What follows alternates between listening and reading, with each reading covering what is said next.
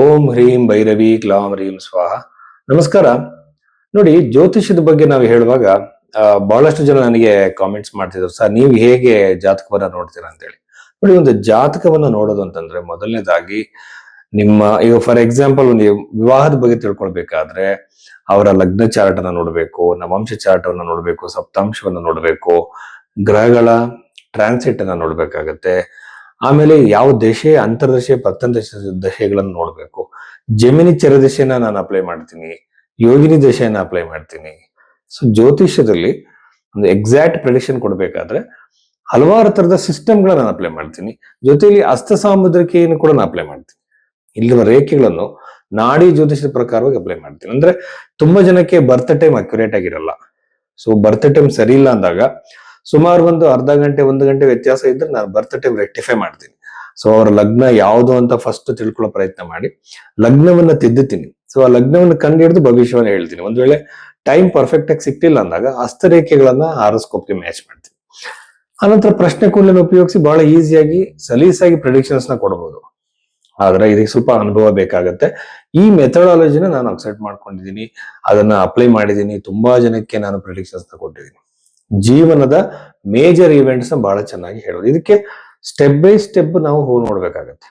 ಇದು ಬಂದು ನಾನು KN ರಾವ್ ಅವರ ಒಂದು ಸಿಸ್ಟಮ್ ನ ಜಾಸ್ತಿ ಫಾಲೋ ಮಾಡ್ತೀನಿ. ಜಮೀನ್ ಚರದಶೆದು ಅವರ ಕ್ಯಾಲ್ಕುಲೇಷನ್ ಫಾಲೋ ಮಾಡ್ತೀನಿ.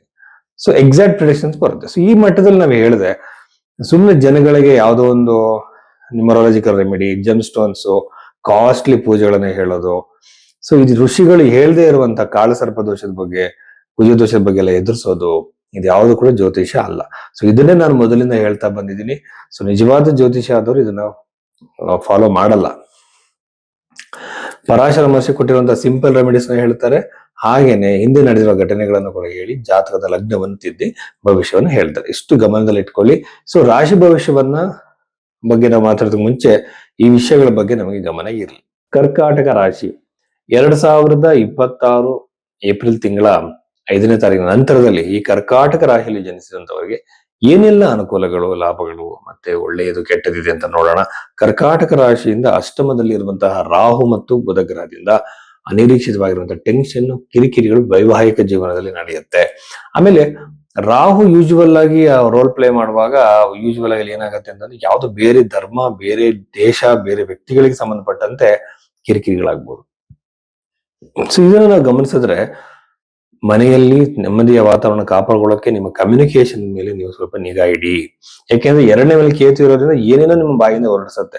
ನೀವೇನೋ ಒಂದು ಅರ್ಥದಲ್ಲಿ ಮಾತಾಡಿರ್ತೀರಾ, ಅದು ಬಂದು ಇನ್ನು ತಪ್ಪಾಗಿ ತಿಳ್ಕೊಬಹುದು ಜನಗಳು.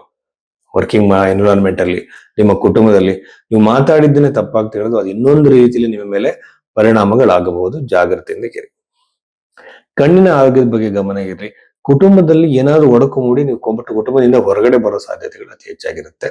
ಜಾಗ್ರತೆಯಿಂದಾಗಿರಿ. ಆಮೇಲೆ 12ನೇ ಮನೆಯಲ್ಲಿರುವಂತಹ ಗುರುಗ್ರಹ ವಿವಾಹದ ಪ್ರಾಪ್ತಿಗೆ ಕಾರಣನಾಗ್ತಾನೆ. ವಿವಾಹದ ಸಾಧ್ಯತೆಗಳು ಅತಿ ಹೆಚ್ಚಾಗಿದೆ ಅಂತ ಹೇಳ್ಬೋದು. ವಿವಾಹನೂ ಆಗ್ಬೋದು, ಸಂತಾನ ಪ್ರಾಪ್ತಿಗೂ ಕೂಡ ಒಳ್ಳೆಯ ಸಮಯ. ವಿದ್ಯಾರ್ಥಿಗಳು ಕೂಡ ಬಹಳ ಉತ್ತಮವಾಗಿ ನನಗೆ ಅನ್ನಿಸ್ತಾ ಇದೆ. ಯಾಕೆಂದ್ರೆ ಪಂಚಮಾಧಿಪತಿ ಬಂದು ಕುಜ, 12ನೇ ಮನೆಯಲ್ಲಿರುವಂತಹ ಗುರುಗ್ರಹ, ಇದು ಬಂದು ನಿಮಗೆ ಗುರುಗಳು ನಿಮ್ಮ ಜೀವನದಲ್ಲಿ ಆಗಮನ ಆಗಬಹುದು. ಗುರುಗಳ ಒಂದು ಆಗಮನ ನಿಮ್ಮ ಜೀವನದಲ್ಲಿ ಆಗುವಂತಹ ಸಾಧ್ಯತೆ ಇರುತ್ತೆ. ಆಮೇಲೆ ಆಧ್ಯಾತ್ಮಿಕ ಪ್ರಗತಿ ನೀವು ನೋಡ್ಬೋದು. ಏನೋ ಇಷ್ಟು ದಿನದಿಂದ ನನ್ನೊಂದು ಆಧ್ಯಾತ್ಮಿಕವಾಗಿ ಯೋಚನೆ ಮಾಡ್ತಿದ್ದೆ ಸರ್, ನನಗೆ ಯಾವ್ದು ದಾರಿ ಸಿಕ್ಕಿಲ್ಲ ಅಂತ. ಈಗ ಮೆಡಿಟೇಷನ್ 100 ತರ ಇದೆ. ಆ ಮೆಡಿಟೇಷನ್ ಮೆಥಡ್ ನ ಹೇಳ್ಕೊಳಕ್ ಒಬ್ಬ ಗುರು ಬೇಕು. ಅಂತ ಗುರುವಿನ ಆಗಮನ ನಿಮಗೆ ಆಗ್ಬೋದು. ಆಮೇಲೆ ತುಂಬಾ ದಾನ ಧರ್ಮಗಳನ್ನ ಮಾಡೋ ಯೋಗ ಈ ಸಂದರ್ಭದಲ್ಲಿ ಕರ್ಕಾಟಕ ರಾಶಿಯವರಿಗೆ ಇದೆ. ಹಾಗೇನೆ ಪುಣ್ಯ ಕ್ಷೇತ್ರಗಳಿಗೆ, ಶಕ್ತಿ ಕ್ಷೇತ್ರಗಳಿಗೆ ಭೇಟಿಯಾಗುವಂತಹ ಸಾಧ್ಯತೆ ಇದೆ.